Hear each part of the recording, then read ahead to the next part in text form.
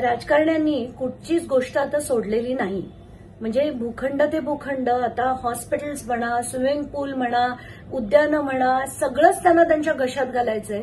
आणि इतका संताप होतो या गोष्टीचा की खरंच पाहवत नाहीये. मुंबईच्या गोवंडीमध्ये शताब्दी नावाचं एक हॉस्पिटल आहे जे बीएमसीने 500 कोटी रुपये खर्च करून बांधलेलं आहे. आणि ते कोणाचे पैसे आहेत? ते तुमचे माझे पैसे आहेत. जमीन कोणाची आहे? तुमची माझी, म्हणजे लोकांची आहे. आणि ते लोकांसाठी बांधलेलं हॉस्पिटल त्याचा एक पीपीपी तत्वावर एक नवीन प्रकारे, म्हणजे ते खरंच एक खूप मोठं फ्रॉड आहे.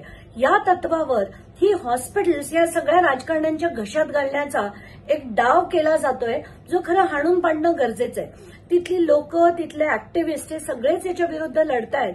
कारण आता 580 बेडेड हॉस्पिटलपैकी फक्त 264 बेड ही येलो आणि ऑरेंज कार्डच्या लोकांसाठी उपलब्ध राहतील.